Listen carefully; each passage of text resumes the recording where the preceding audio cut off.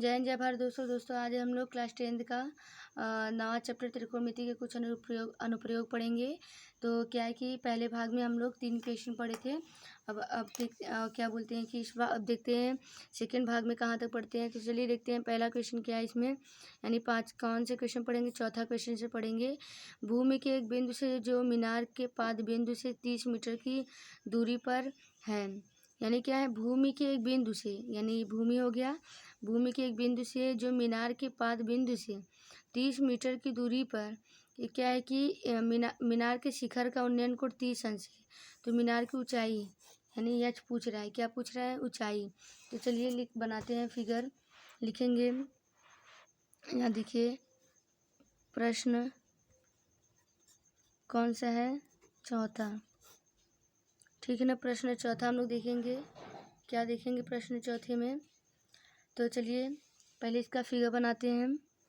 ये देखिए क्या ज्ञात करने के लिए बोल रहा है, क्या ज्ञात करने के लिए बोला है, मीनार की ऊंचाई।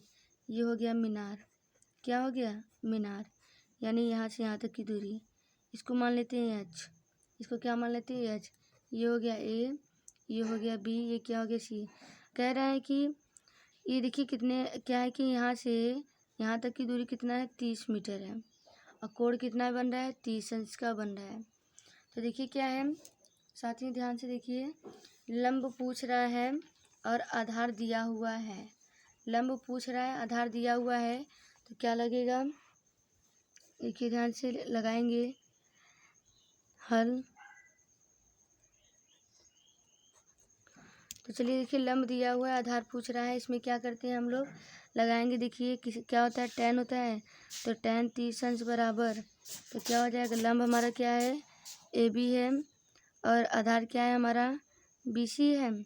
तो देखिए tan 30 अंश बराबर, तो लंब यानी H, और क्या बोलते हैं, और ABC यानी 30 मीटर। तो tan 30 अंश की वैल्यू होता है, क्या होता है, tan 30 अंश की वैल्यू 1/3, 1/3 बराबर H बटा 30। इसका इसमें गुणा करेंगे तो क्या हो जाएगा, H/3 बराबर 30 मीटर। तो देखिए ये गुना में इधर आके क्या हो जाएगा, बटे में हो जाएगा, क्या हो जाएगा, बटे में हो जाएगा। अब क्या करेंगे, इसी का करेंगे परमयीकरण। अब लिखेंगे हर का परिमेयकरण करने पर, क्या कर देते हैं, परमयीकरण कर देते हैं, तो क्या हो जाएगा, 30 H बराबर 30/3 गुणे, क्या हो जाएगा, 3 बटा 3। तो देखिए H बराबर क्या हो जाएगा, H बराबर या मीटर रहेगा।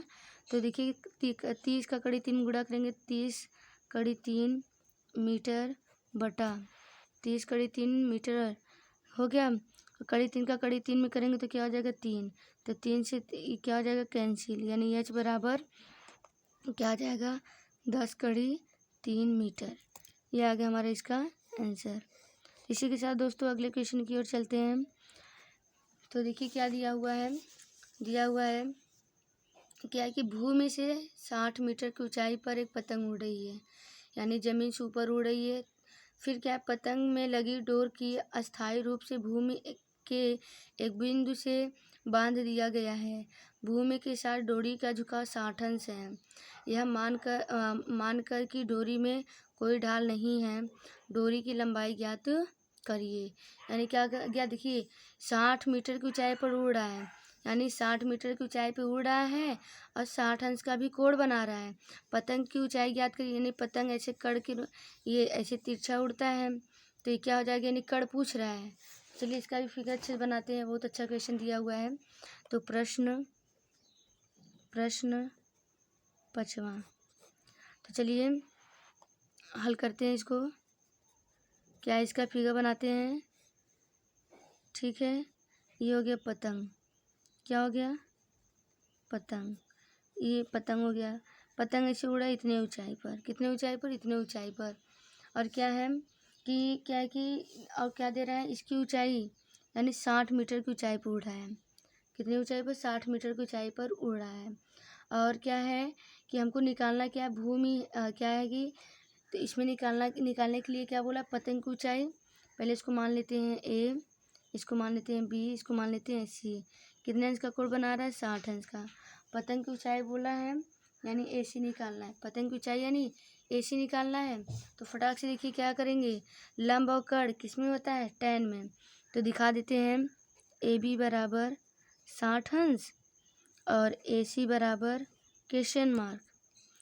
ठीक है, तो लगेगा tan 60 अंश बराबर, तो देखिए क्या होता है, लंब बटा कड़ यानी ए बी बटा ए सी।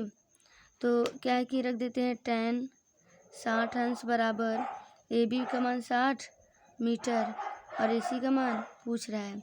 तो tan 60 अंश की वैल्यू होता है कड़ी 3/2, कड़ी 3/2 बराबर 60 मीटर बटा ए सी।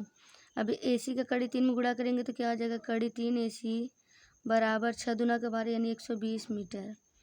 अब देखिए क्या है, कड़ी 3 गुना में इधर आके क्या हो जाएगा, बटे में हो जाएगा, 120 मीटर बटा कड़ी 3 हो जाएगा। अब यहाँ लिखेंगे हर का परिमेयकरण करने पर, हर का परिमेयकरण